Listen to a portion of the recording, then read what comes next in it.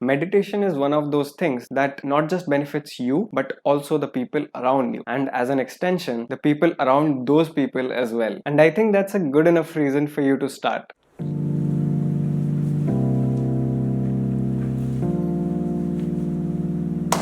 I started my mindfulness journey over a year and a half back, which is arguably proved to be one of the best decisions I have ever taken. So in this video, I will explain everything that there is to know about starting your own mindfulness journey. I have answered all questions that you might have, starting from what is meditation/mindfulness and why the hell should you be practicing it? How is it going to benefit you, if at all it is going to, and how to just go about it. Also, I've divided this video into different chapters, so if you want to skip any part, feel free to do so and skip to whatever chapter you like.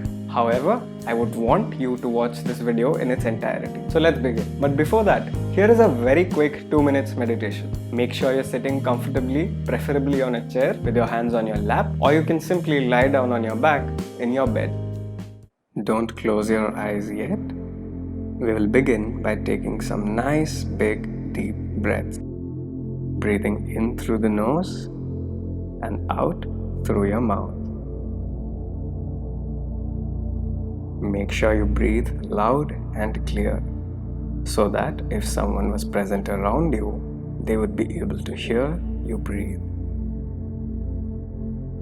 Inhale as if you're trying hard to pull the energy from the earth up to your head.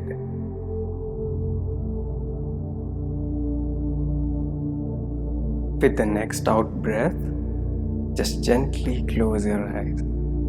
As you feel the body settle down, you can return to breathing normally, in and out through your nose. Just focusing on the rising and falling sensation of the breath now. You can also place your hand on the stomach if that helps, and just feeling the movement of your body.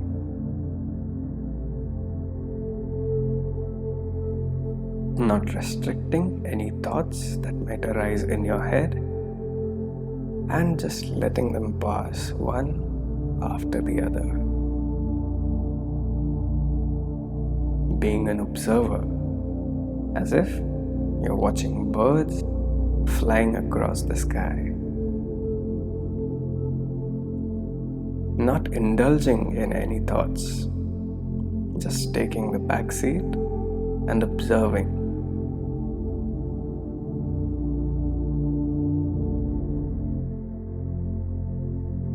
And when you're ready, just gently open your eyes again. So how did it feel? I hope you're feeling much relaxed now. And congratulations on your first meditation session, if it was your first one. Now coming to what is meditation or mindfulness. To answer this question, I will first answer what isn't meditation or mindfulness. Number one, meditation isn't a supernatural experience. A lot of people have this misconception that you're supposed to experience something supernatural, enlightenment, awakening, etc. when you practice meditation. But let me tell you, nothing of that sort is going to happen. Which brings me to my next point. No, meditation isn't going to make you godlike. As I said previously, there is no such superhuman experience that you can expect from meditation that will turn you into a godlike person. And it certainly isn't going to transform you into a transcendent and divine being. So don't expect any of it from meditation. This brings me to my third point, which is meditation isn't only for monks and hermits. Some people also like to believe that meditation is only supposed to be practiced by monks, sages and sadhus. The answer? No. Anyone and everyone can do this practice. Even kids as young as 5 years old can start practicing meditation. And there's no upper limit, obviously. Point number 4. You aren't supposed to obliterate any thoughts that arise in your head. Now this is yet another misconception that a lot of people have when they start this practice. If you look at it, thoughts can never be wiped out from your head. If you are able to do so, you are either God or you are dead. And assuming you aren't either of the above, it is but natural that thoughts will arise when you meditate. So you shouldn't be trying to take control of your thoughts or wipe them out completely. Now coming to what meditation is, I will define meditation as follows. So like we have exercises and workouts to take care of our physical health and our different body parts, you can look at meditation as an exercise for our minds and our mental health. And what do you do in meditation? It is a practice in which you sit comfortably at a place and you focus on your breath. It is that simple. I will now straight away come to why you need to start practicing meditation right away. And for this, I will be sharing my experience of how it has been like for me since I started this practice over a year and a half back. Benefit number 1, it calms you the down. The biggest change that you will notice after you begin meditating is how calmer you become. I grew up in such an environment which led me to become a very reactive individual as a teenager, and I would often act impulsively in a lot of situations. And so when I began meditating, I was amazed by how much calmer I became just as a result of sitting in silence for 10 minutes every day, which encouraged me to look at things with a broader mind rather than a narrow perspective. It allowed me to empathize and care about things a lot better and with a sense of acceptance. Moreover, it has helped me deal with the difficult times and emotions in my life in a much more skillful way as compared to how I previously would have dealt with such situations.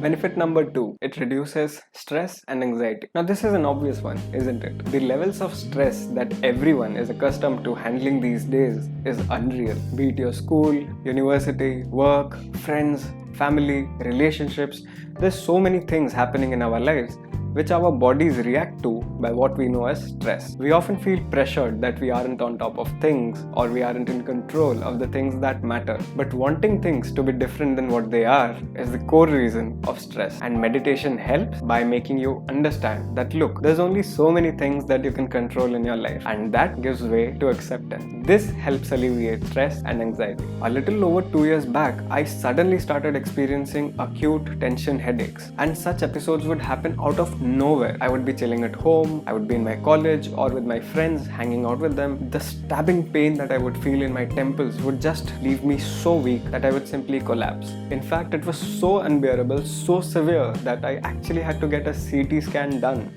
And no marks for guessing, I was diagnosed with extreme levels of stress as an 18-year-old.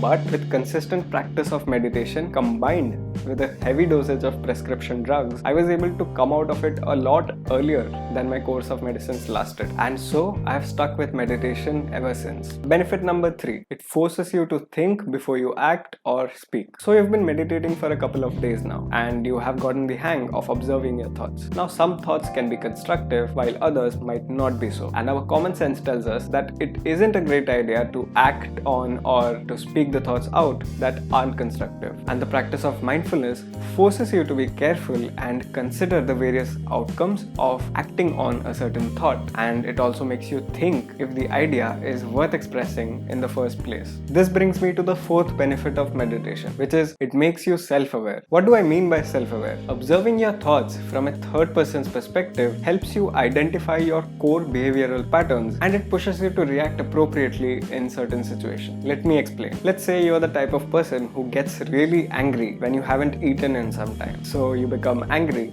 when you are hungry. And while you might not notice it in the moment, you will continue to remain angry because of that. But now that you are mindful, you would start questioning, oh, why is it so that I'm behaving in such and such a way? Perhaps I haven't eaten in some time. So let me go and grab a quick meal. Let me give you another example. This time it's me. I'm the type of person who always likes to plan things ahead of time. So if a couple of things don't go as per my plan, it's a complete letdown for me. For me, it's all or nothing. Let's assume that I plan to wake up early on a certain day and I have a couple of tasks to finish. But what if I don't get up exactly at the time that I had planned? What I used to do was I used to sleep with resentment and not complete any of the tasks that I had planned. Eventually, I took notice of such a toxic trait of mine and I continue to tick the rest of the items off of my list, and a couple of things here and there which don't go as planned don't bother me as much. That is how mindfulness makes you self-aware. And lastly, benefit number 5.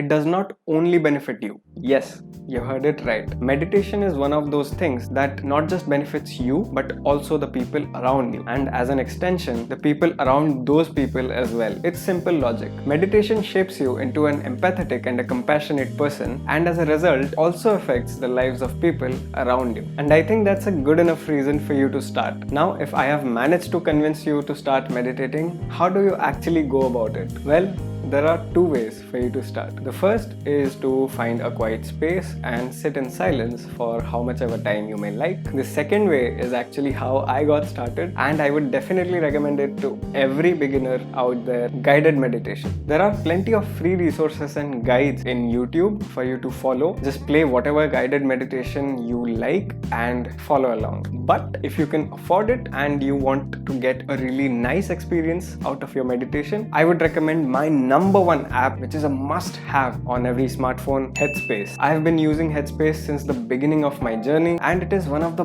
best investments I have ever made. I don't have a Netflix or a Prime Video account, but I do have an annual subscription of Headspace. That's how much I like it. Headspace has a massive collection of courses and sessions pertaining to different aspects like kindness, appreciation, anxiety, productivity, and so on. And what I like the most about Headspace is how simple it makes the entire experience of meditation for you. You just have to open a course or a session that you like, hit play, choose from the different time options, 5, 10 or 15 minutes, and just sit back, relax, and you're good to go. They also have meditation courses and sessions for kids as young as 5 years old. So if you're a parent, you should definitely make your child try Headspace. They also have a lot of other stuff that I like to use a lot, like their sleep music or their sleep casts and their focus beats, which help you focus. And there's just so many other things in one package. Unbelievable. You can get a free trial for one of their basic courses and only take a subscription if you like it. The annual subscription will cost you about rupees 900 per year, which comes down to rupees 75 a month, which is less than half the price of Netflix. Ridiculous. And it's totally worth it. Just a word of advice before I go: like any skill, it is important to get a hang of it and get used to it first. So don't expect any immediate benefits without giving it a considerable amount of practice. You might have noticed that I always refer to meditation as a practice because, like my Headspace app says, it is meditation practice, not meditation perfect. With this, I end this video, and I hope that I have managed to add some value to your life today. If you are interested in topics like productivity, self-improvement, and mindfulness, do consider subscribing. Also hit the bell icon to get notified every time I upload a new video. Thank you for watching. You will never walk alone. Cheers, guys.